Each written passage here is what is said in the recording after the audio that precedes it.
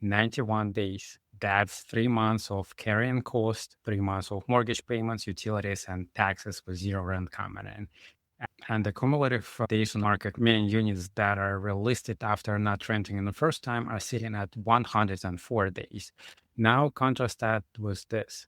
The median asking price in 19143 is 1750, but the median price that leases are actually closing at 1388. That is $362 gap. That tells you everything you need to know about what is happening in this zip code right now. And that brings me to today's second topic, one I get questions about constantly from landlords across the city. How do you raise the rent the right way? Not just legally, but strategically, without blowing up your relationship with your tenant and putting yourself right back at that 91 vacancy nightmare. Because here's the thing, in a market like 19143, raising rent the wrong way doesn't just cost you a tenant, it costs you months of income before you find next one. Let's get into it.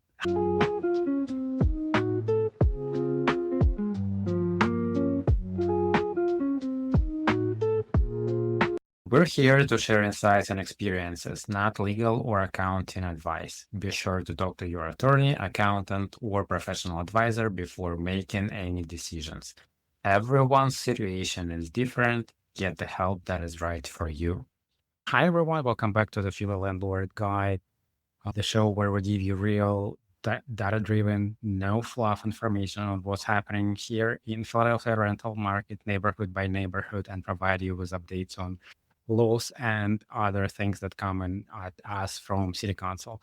I'm your host, Yuri Skripnichenko, the guy with impossible last name. Just think of me as the Philly Landlord Guy. I am licensed real estate broker and certified property manager here in City of Philadelphia. Today we're talking about West Philly and the topic every landlord needs to understand going into a lease renewal session.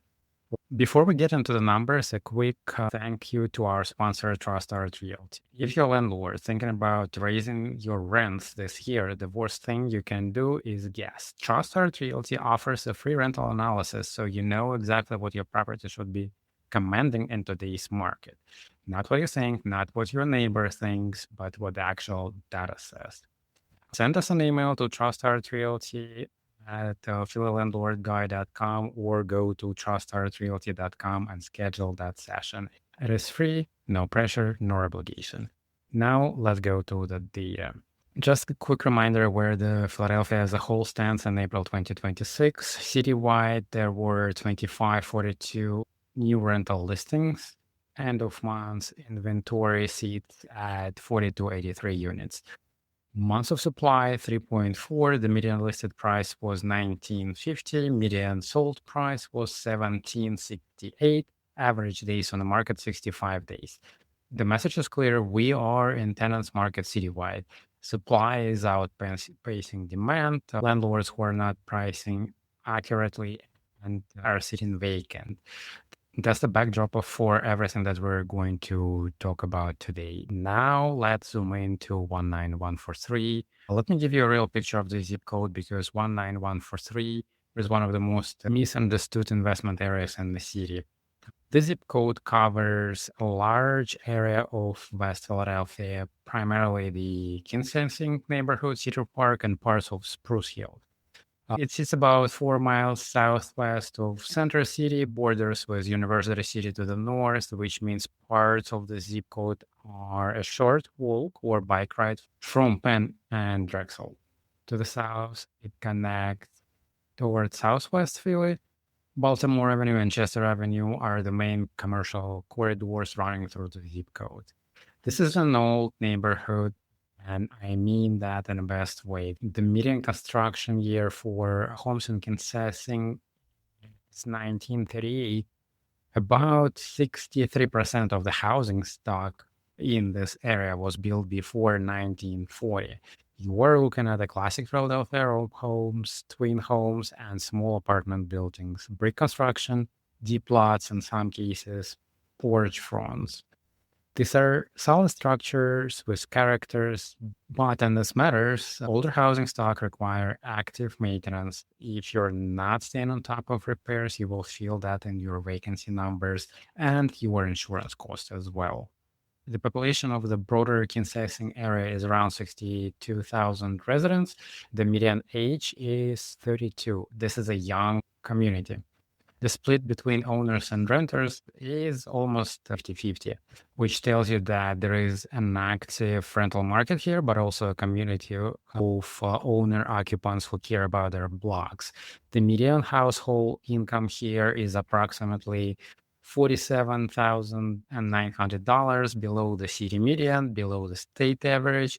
This is a working class to low middle class tenant base. What that means practically, your tenants are price sensitive. They're not choosing between your unit or a luxury apartment. They are choosing between your units and the next row home on the block. Conditions and price are everything. This zip code uses public transit at one of the highest rates in the county. Your tenants are riding SEPTA, the 34 trolley on Baltimore Avenue, the 13 on Chester, bus routes connecting to the L. Here, the proximity to public stops possibly mean more than parking. However, the vacancy rate in parts of the zip code is notably high. Some data puts vacancy in Kinshasa West at nearly 25%. This is not a seasonal blip. This is a chronic condition in certain blocks, which means for investors, block selection matters a lot in this zip code as well as across the city, but specifically here. A well-maintained property on a strong block will perform.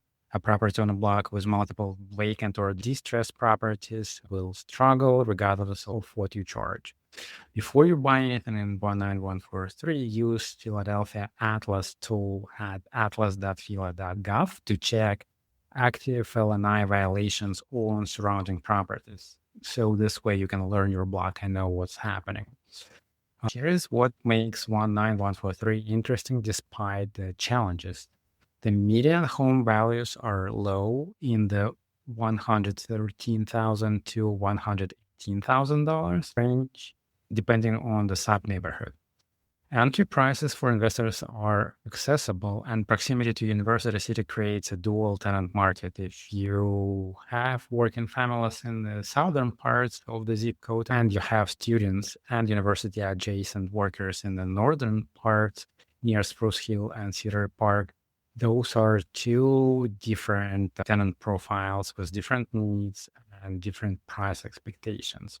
The Cedar Park and Spruce Hill pocket near Baltimore Avenue and Clark Park is generally desirable, walkable, good transit, close to university ecosystems. Properties in that northern section of 19143 can command higher rents than the southern Kinshasa blocks. In April, there were 43 units listed and 32 units rented. That means only 74% of what hit the market actually rented. Compare that to 19149 that we were talking about in the last episode, where we saw more units rented than leased. This is a different animal. End of the month inventory, 73 units. Months of supply, 2.5. It's actually higher than the city median, which tells you that the new supply keeps coming, but the existing pipeline is moving slowly. Listed median price $1,750, rented median $1,388, average rented price $1,450. That $362 gap between ask and close is the single most important number in this report. Landlords in 19143 are consistently overpricing more than 20%, and this is huge. I see this consistently across the city of Philadelphia in general, that landlords are overpricing, and this is maybe normal because people are trying to get more for the properties that they own. However, that hits your bottom number. And let me put that in perspective. The citywide average is 65 days. 19143 is running 26 days slower than the city average. And that is brutal for your carrying cost. May 2026 current inventory already up to 86 units at a median listed price of $1,547. Supply is building. If you have a unit coming available in 19143, you need to price it right from day one. The bottom line on 19143, this is a zip code with a real opportunity for the right investor, low entry cost, dual tenant market, transit rich, but it is unforgiving to landlords who overprice or under-maintain. The data makes that crystal clear. All right, let's talk about the topic every landlord thinks about, but nobody explains properly. How do you raise rent without creating a disaster? And I want to frame this conversation with what we just looked at in 19143.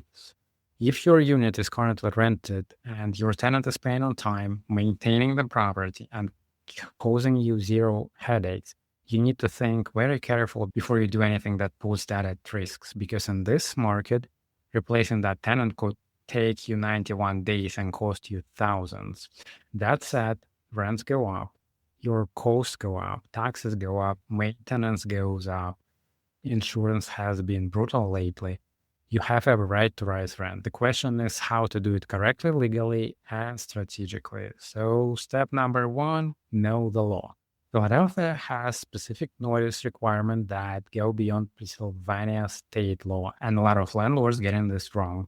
Here's what Philadelphia code requires. For leases of 1 year or longer, you must give your tenant at least 60 days written notice before the rent increases takes effect.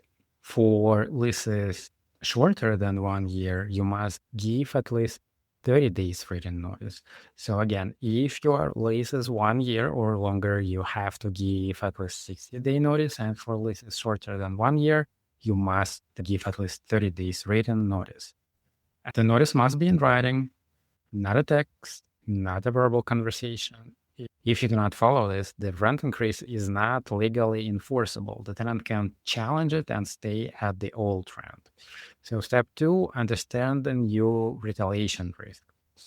This is where the Safe Healthy Home Act, which I covered in the last episode, comes directly into the rent increase conversation. Under the new law, which takes effect November 1st, retaliation now includes a much broader set of action.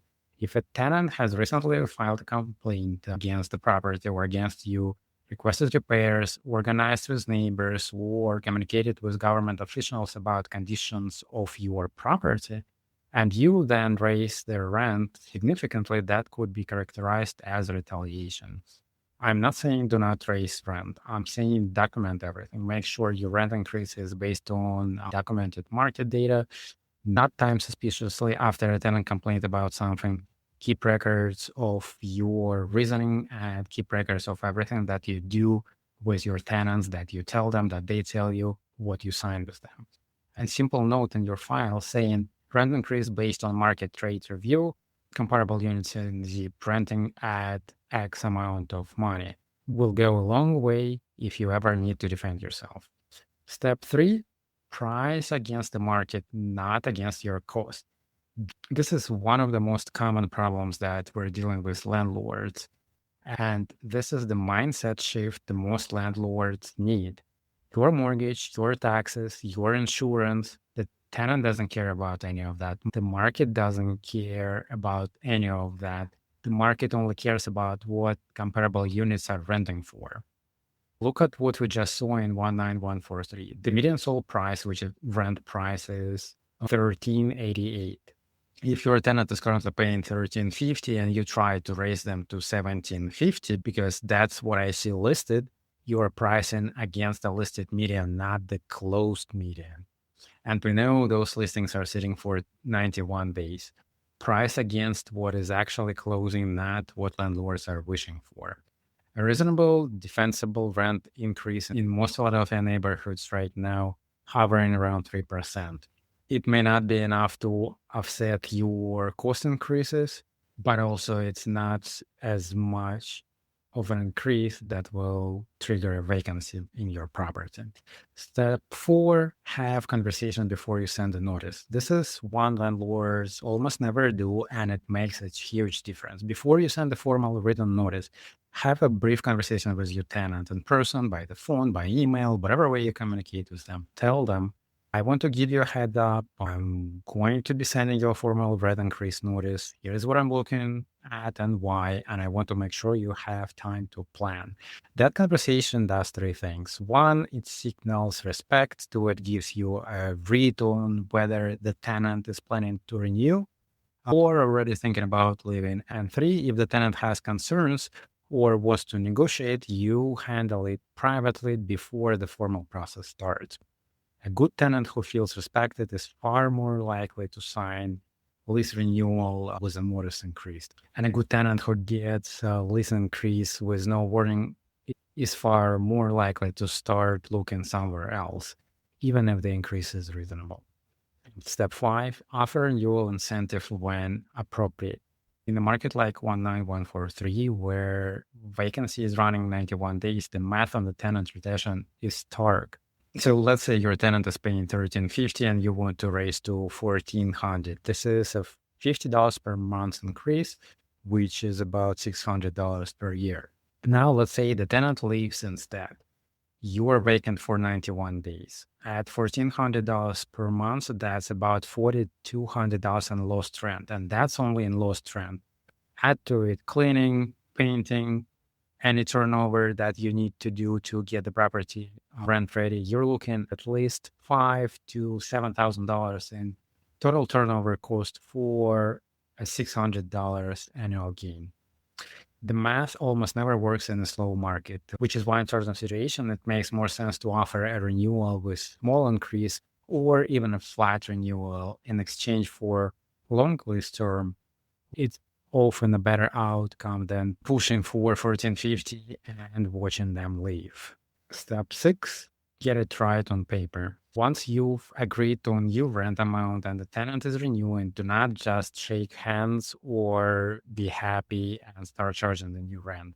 Issue a formal lease renewal or addendum that clearly states the new rent, the new term, the effective date, and that it supersedes any prior agreement on rent. Both parties signs it, you keep a copy, you don't have to sign a new lease. An addendum to a lease for renewal is enough.